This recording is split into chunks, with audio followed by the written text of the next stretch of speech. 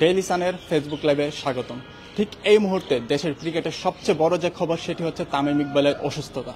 সাভারে ডিপিএল এর ম্যাচ খেলার জন্য তামিম ইকবাল গিয়েছিলেন এবং সেখানে শাহিনপুকুরের বিরুদ্ধে তিনি অধিনায়ক হিসেবে টচ করেছিলেন।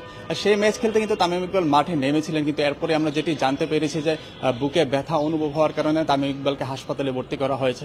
তামিম ইকবালকে যে শুধু হাসপাতালেই ভর্তি করা হয়েছে ব্যাপারটি তাই নয়, এবং তিনি কিন্তু খুবই নিবিড় পর্যবেক্ষণে রয়েছেন। এবং আমরা যতদূর জানতে পেরেছি যে ম্যাচ চলাকালীন সময়ে তামিম বুকে ব্যথা অনুভব করেন এবং সেই ব্যথা এতটাই তীব্র হয় যে তামিম ইকবালকে মাঠ থেকে উঠিয়ে নিতে হয়। এখন পর্যন্ত আমরা আরো যতদূর জানতে পেরেছি যে তামিম ইকবালকে সাভারের পাশে যে ফজিলাতুন্নেসা হাসপাতাল রয়েছে সেটিতে ভর্তি করানো হয়েছে। আমরা গণমাধ্যম সূত্রে আরো যতটুকু জানতে পেরেছি যে যেটি তামিম ইকবালকে ঢাকায় আনার জন্য হেলিকপ্টারের ব্যবস্থা করা হয়েছিল, কিন্তু যতদূর জানা গেছে যে তামিম ইকবালকে ঢাকায় আনার মতো শারীরিক অবস্থা না থাকার কারণে তাকে এখন পর্যন্ত ঢাকায় আনা হচ্ছে না, এবং তাকে সাভারের যে হাসপাতাল অর্থাৎ ফজিলাতুন্নেসা যে হাসপাতাল রয়েছে সেটিতে কিন্তু তামিম ইকবালের চিকিৎসা চলছে। ডিপিএল এ তামিম ইকবাল খেলছেন মোহামেডানের হয়ে। এবারের আসরে কিন্তু মোহামেডান বেশ শক্তিশালী দল গঠন করেছিল এবং তামিমও কিন্তু দলকে দারুণভাবে নেতৃত্ব দিয়েছিলেন। গতকালও কিন্তু আমরা বিসিবিতে তামিম ইকবালের উপস্থিতি লক্ষ্য করেছি। তিনি কুহাবের যে অ্যাডহক কমিটি হয়েছেন সেই মিটিংয়ে ক্রিকেটার হিসেবে উপস্থিত ছিলেন, এবং গতকাল কিন্তু মোহামেডানের জার্সিতে এই মিরপুরেই তামিম ইকবাল অনুশীলন করেছেন এবং আমরা তাকে কিন্তু বেশ হাস্যোজ্জ্বল দেখতে পেয়েছি, এবং তিনি তার সতীর্থ সহকর্মী সহ যারা রয়েছেন তাদের সঙ্গে খুশ গল্প আড্ডায় মেতেছিলেন। কিন্তু আজ অর্থাৎ 24 ঘন্টা না পেরোতে আমরা যে খবরটি জানতে পেরেছি যে তামিম ইকবাল বুকে ব্যথা অনুভব করায় তাকে আপাতত হাসপাতালে ভর্তি করানো হয়েছে। গণমাধ্যম সূত্রে আমরা আরো যতটুকু জানতে পেরেছি যে ঢাকায় তাকে এভারকেয়ার হাসপাতালে আনার কথা ছিল, কিন্তু এবং সেজন্য কিন্তু সেখানে হেলিকপ্টারও পাঠানো হয়েছিল। বাট যেটি বললাম যে তার শারীরিক অবস্থা এতটাই নাজুক কিংবা এতটাই বাজে যে ঢাকায় আনার মতো পরিস্থিতি না হওয়ার কারণে সাভারের যে ফজিলাতুন্নেসা হাসপাতাল রয়েছে সেখানে রেখেই আপাতত তামিম ইকবালকে চিকিৎসা দেওয়া হয়েছে। ধারণা করা যাচ্ছে তার শারীরিক অবস্থা কিছুটা স্থিতিশীল কিংবা কিছুটা উন্নতির দিকে গেলে তামিম ইকবালকে হয়তো ঢাকার যে এভারকেয়ার হাসপাতাল রয়েছে সেখানে আনা হবে এবং তাকে আরো উন্নত চিকিৎসার জন্য পরবর্তী যে করণীয় রয়েছে সেগুলো করা হবে। এদিকে ঠিক এই মুহূর্তে কিন্তু বিসিবিতে বোর্ড সভা চলার কথা ছিল। বিসিবির কার্যনির্বাহী কমিটির 19তম যে বোর্ড সভা সেটি আজকে বিসিবি সভাপতি ফারুক আহমেদের সভাপতিত্বে অনুষ্ঠিত হওয়ার কথা ছিল। বাট আমরা যেটি জানতে পেরেছি এখানকার সংবাদকর্মীদের মাধ্যমে কিংবা বিভিন্ন সূত্র থেকে আমরা যেটি জানতে পেরেছি যে তামিম ইকবালের এই অসুস্থতার খবরে কিন্তু যে বোর্ড সভাটি হওয়ার কথা ছিল সেটি কিন্তু স্থগিত করা হয়েছে।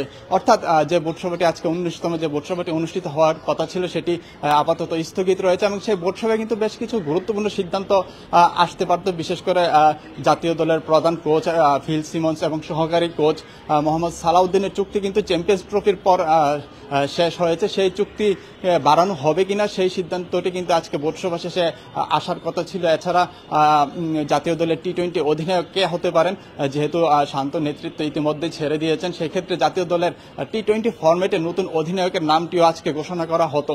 বাট আপাতত বোর্ড সভা স্থগিত করায় সেই সিদ্ধান্তগুলো হয়তো বা আজকে পাওয়া যাবে না। যতদূর আমরা জানতে পেরেছি যে বিসিবির পরিচালক সহ ঊর্ধ্বতন কর্মকর্তাদের প্রতিনিধিরা সাভারে যে হাসপাতালে তামিম ইকবাল ভর্তি রয়েছেন সেটিতে তামিম ইকবালকে দেখতে যাবেন। এছাড়া এই আজকে যে বোর্ড সভা হওয়ার কথা ছিল সেখানে কিন্তু অধিনায়কত্ব ছাড়াও মুশফিক মাহমুদুল্লাহ তাদেরকে কিভাবে বিদায় দেওয়া যায় বা বিসিবির পক্ষ থেকে আনুষ্ঠানিকভাবে তাদেরকে কিভাবে বিদায় দেওয়া হবে সেই বিষয়টি নিয়েও আলোচনা করার কথা ছিল। কিন্তু তামিম ইকবাল শারীরিক অবস্থার অবনতি হওয়ার কারণে বর্তমানে কিন্তু পরিস্থিতি পুরোটাই পাল্টে গিয়েছে। এখন বর্তমানে মিরপুরের কথা যদি বলি, এখানে কিন্তু মূল আলোচনায় রয়েছেন তামিম ইকবালের শারীরিক অবস্থার খোঁজ খবর নিচ্ছেন বিসিবির পরিচালক কর্মকর্তারা, এবং এখানকার যে সাংবাদিকরা উপস্থিত রয়েছেন তারাও কিন্তু তামিম ইকবালের খোঁজ খবর নেওয়ার চেষ্টা করছেন এবং সর্বশেষ তথ্যটুকু জানার চেষ্টা করছেন।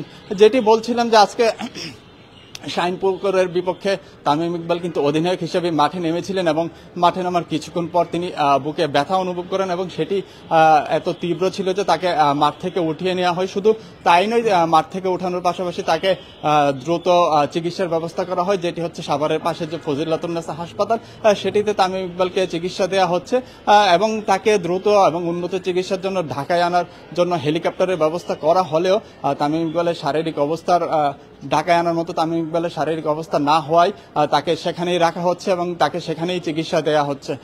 আশা করা যাচ্ছে তামিম ইকবালের শারীরিক অবস্থার উন্নতি হলে তাকে অতি দ্রুত সময়ের মধ্যে ঢাকার এভারকেয়ার হাসপাতালে আনা হবে এবং পরবর্তী যে চিকিৎসা রয়েছে সেটি হয়তো বা চালানো হবে। যেটি আপনাদেরকে জানাচ্ছিলাম যে তামিম ইকবালের শারীরিক অবস্থার কারণে কিন্তু বিসিবির পরিচালকদের যে আজকে বোর্ড সভা ছিল সেটি স্থগিত করা হয়েছে এবং মূলত এখন কিন্তু সবাই কিন্তু তামিম ইকবালকে নিয়েই তামিম ইকবালই রয়েছেন সবার আলোচনার মধ্যে।